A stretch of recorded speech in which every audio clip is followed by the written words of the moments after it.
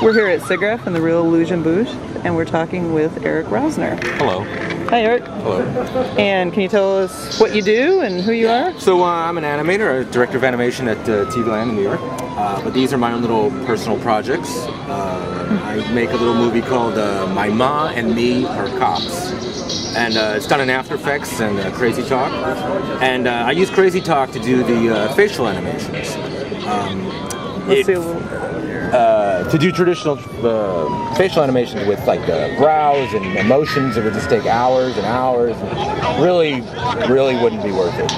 But since I got Crazy Talk, I put this little skeleton on my faces of my characters, and then it generates the voices and the facial movements, and I also can get emotions. So it has a pre-built emotion set. So it has like anger and sadness. And what the really great thing is I can combine the anger and the sadness, and it makes a new emotion from the blend from anger to sadness. So you can get like a really huge array of different emotions in your characters, you know. And I can do all of my character setup in like an hour, maybe 20 of them. And then I just import those into After Effects, and then I'm good to go with my characters, and it's just the animation that I have to worry about, which is a lot easier to do. So Crazy Talk has saved me days, hours of doing all this, and I wouldn't even want to do it because it just takes so long and tedious. And Crazy Talk allows you just to pick points on the face. Yeah, I draw everything in traditional way, and I scan it into Photoshop, and I clean it up, and then this is another one, Barry, with Ma. Ma's upset because Barry overflowed the toilet, and you know how that can be. So I import my illustration faces into Crazy Talk, and then it has a mesh system. So you just pick points. You put like points around the eyes, points around the nose, points around the mouth.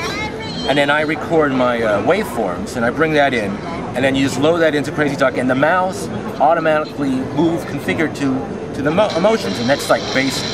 And then you apply the emotions, like if he's upset or sad, there's all these preset emotions, and then it just configures right into it. You put little keyframes, and it blends into the emotion points that you want. And then I export it out into After Effects, and I'm good to go. That's so much easier than it's been done in the past. Like I said, it would take days to do the little nuances like eyebrows, or just little, you want your character to seem alive.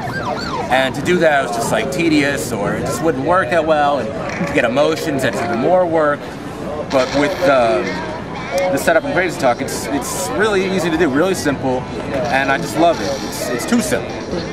So how did you get into this? What is your background? I've always been interested in computer graphics. I used to do a character called The Adventures of Water Bomb, which used to be a little cartoon about a water bomb. And then that was problematic too, because to make his mouth move, it takes a long time just to do up and down and the emotions. And if you don't have that, the character's dead. So you really have to do the emotions on the character. Oops, that's and then this looks, I mean, the face animation looks really great. The character is alive. Sometimes it's scary how alive your illustration looks. All of a sudden, it gets a faux 3D look that the character is moving around. It's really frightening. So it's just great how easy it is. So I'm really happy with it. So what's your next project? What are you? I'm doing my Ma and Me Are Cops.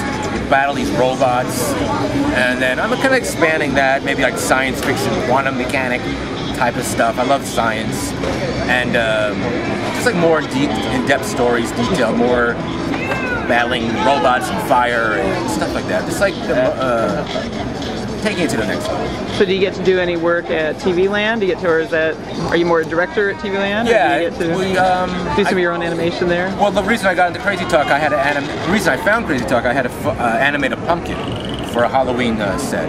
And I was here 3 years ago, and that's when I think they first had Crazy Talk.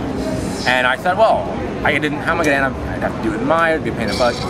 But I'll try Crazy Talk, and it just worked perfectly, you know. And then all of a sudden, this pumpkin is speaking like, oh wow, I can do this for my own stuff, and it just worked out really well. So I was really happy. I've been using it ever since. It's great. Oh, thank you so much. Oh, you're welcome.